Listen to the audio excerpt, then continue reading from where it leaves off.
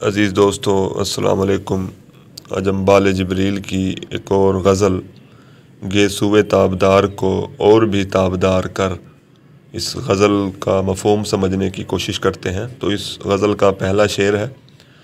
گے سوئے تابدار کو اور بھی تابدار کر، ہوش و خرد شکار کر، قلب و نظر شکار کر۔ اس شعر میں جو مشکل الفاظ ہیں وہ ہیں گے سوئے تابدار، یعنی خمدار یا پیچ دار جو بال ہوتے ہیں، زلفیں ہوتی ہیں، اس کو کہا جاتا ہے۔ خرد کہتے ہیں عقل کو، اور قلب یعنی دل۔ یعنی شاعر کہتے ہیں کہ اے میرے محبوب، اپنی خمدار اور پیچ دار زلفوں کو اور بھی زیادہ پیچ دار بنا دے، اور میرے دل، میری نظر، میرے ہوش اور میری عقل کو شکار کر۔ اقبال جو ہے وہ عقل و خرد اور قلب و نظر کو محبوب کے عشق میں فنا کر دینے کی بات کرتے ہیں،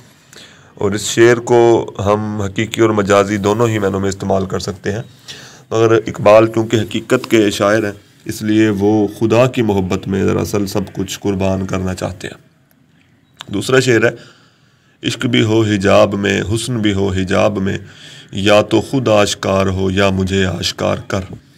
اس شعر میں جو مشکل معنی ہے وہ حجاب یعنی پردہ، آشکار یعنی ظاہر ہونا، کسی چیز کا واضح ہونا۔ تو اس شعر کا مفہوم یوں ہوا کہ اگر عشق اور حسن دونوں ہی پردے میں چھپے ہوئے ہوں تو یہ بات ٹھیک نہیں ہے، اس لیے اگر حسن ظاہر ہو جائے تو بھی بہتر ہے، اور اگر عشق ظاہر ہو جائے تو بھی بہتر ہے۔ دونوں میں سے ایک کا ظاہر ہونا ضروری ہے۔ اگرچہ خدا کا حسن جو ہے وہ انسان کی آنکھوں کے سامنے کھل نہیں سکتا، مگر جب عشق ظاہر ہوتا ہے تو حسن بھی خود بخود ظاہر ہو جاتا ہے، کیونکہ عشق کے باعث ہی حسن کا وجود ہے، یعنی عشق کا ہونا ہی دراصل حسن کے وجود کا باعث بنتا ہے۔ تیسرا شعر ہے: تو ہے محیط بے کراں، میں ہوں ذرا سی آبجو، یا مجھے ہم کنار کر یا مجھے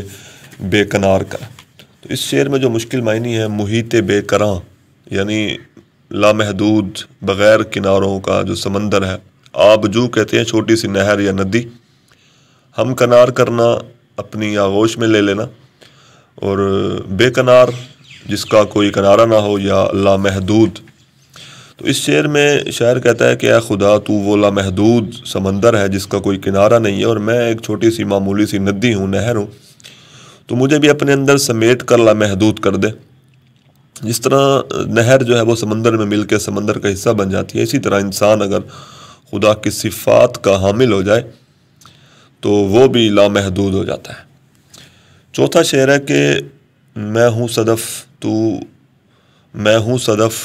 تو تیرے ہاتھ میرے گوہر کی آبرو، میں ہوں خزف تو مجھے گوہر شاہوار کر۔ تو اس شعر میں جو مشکل معنی ہے: صدف یعنی سیپ یعنی سیپی، گوہر موتی، آبرو یعنی چمک عزت، اور خزف یعنی ٹھیکری یا کنکر، اور گوہر شاہوار یعنی وہ موتی یا وہ قیمتی پتھر جو بادشاہوں کے لائق ہو۔ یعنی اقبال کہتے ہیں کہ اے خدا، اگر میں ایک سیپی ہوں جس میں کوئی موتی ہے تو اس موتی کی چمک اور عزت جو ہے وہ تیرے ہی ہاتھ میں ہے، اور اگر میں کوئی کنکر یا معمولی سا پتھر ہوں تو مجھے وہ گوہر، وہ عزت اور وہ مرتبہ عطا کر دے جو بادشاہوں کے لائق ہوتا ہے، یعنی اپنے فضل و کرم سے مجھ میں کوئی ہنر جو ہے وہ پیدا کر دے۔ تو پانچواں شعر اس کا ہے کہ نغمہ نو بہار گر میرے نصیب میں نہ ہو، اس دم نیم سوز کو طائر کے بہار کر۔ تو اس شعر میں جو مشکل الفاظ ہیں وہ ہے نغمہ یعنی گیت، اور نو بہار، نو یعنی نئی، بہار یعنی نئی بہار، نصیب یعنی قسمت مقدر، اور دم یعنی سانس، نیم سوز، نیم یعنی آدھا، سوز یعنی جلا ہوا، نیم سوز آدھا جلا ہوا، طائرہ کہتے ہیں چھوٹے پرندے کو۔ یعنی اقبال کہتے ہیں کہ اے میرے خدا، اگر میرے نصیب میں نئی بہاروں کا گیت نہیں ہے تو اس جلے ہوئے سانس والے انسان کو تو بہار کا کوئی معمولی سا پرندہ ہی بنا دے، یا اگر میں بہار کا نظارہ نہیں کر سکتا تو کم از کم مجھے ایک ایسا پرندہ بنا دے جو کہ بہار کا گیت گا سکے، خوشخبری سنا سکے۔ یعنی اقبال کو یقین ہے کہ اسلام جو ہے وہ پھر عروج پائے گا، اور کفر و الحاد کا زمانہ ختم ہو جائے گا، ایمان کی بہاریں دوبارہ لوٹ آئیں گی، اقبال دراصل اسلام کے موسم بہار کی خوشخبری دینا چاہتے ہیں۔ اور اگلا شعر ہے کہ باغ بہشت سے مجھے حکم سفر دیا تھا کیوں،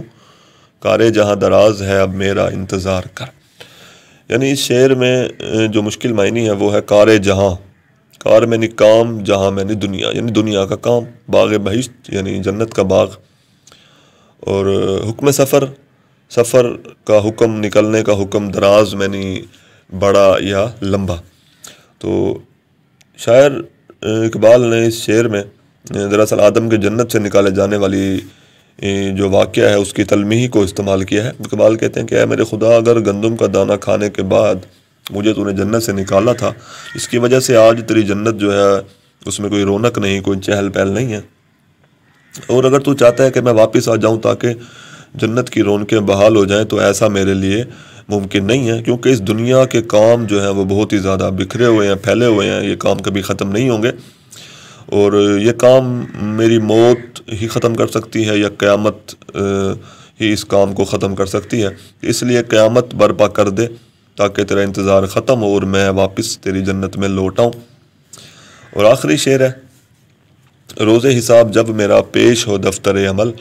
آپ بھی شرمسار ہو مجھ کو بھی شرمسار کر۔ یعنی اقبال کے اس شعر میں جو مشکل معنی ہے وہ ہے روز حساب، یعنی حشر کا دن، جب حساب کتاب ہوگا، قیامت کا دن، دفتر عمل یعنی وہ کاغذات جن پہ اچھے برے جو ہے اعمال انسان کے لکھے جاتے ہیں، اور شرمسار ہونا یعنی شرمندہ ہونا۔ تو اقبال کا یہ شعر بہت ہی زیادہ وسیع معنوں میں لیا جا سکتا ہے۔ اقبال کہتے ہیں کہ اے میرے خدا، جب قیامت کا روز ہوگا اور میرا اعمال نامہ تیرے سامنے پیش کیا جائے گا، تو اس اعمال نامے میں میرے اچھے اور برے تمام قسم کے اعمال درج ہوں گے، تو میرے جو سیاہ اعمال ہیں، برے اعمال ہیں، تو گناہوں کی جو لمبی فہرست ہے، تو اس کو دیکھ کے ہم دونوں ہی شرمندہ ہوں گے۔ میں تو اپنے گناہوں پہ شرمندہ ہوں گا، اور ہم دونوں کیوں شرمندہ ہوں گے؟ کیونکہ اس طرح ان فرشتوں کی بات جو ہے وہ سچ ثابت ہو جائے گی کہ جنہوں نے کہا تھا کہ انسان کو زمین پر اپنا خلیفہ بنا کر مت بھیج، وہ دنیا میں فساد اور فتنہ برپا کرے گا۔ تو اے خدا، اس صورتحال سے بچنے کے لیے میرا نامہ اعمال جو ہے وہ تو مت دیکھنا، اور مجھے بغیر حساب کتاب کے جنت میں داخل کر دینا۔ شکریہ۔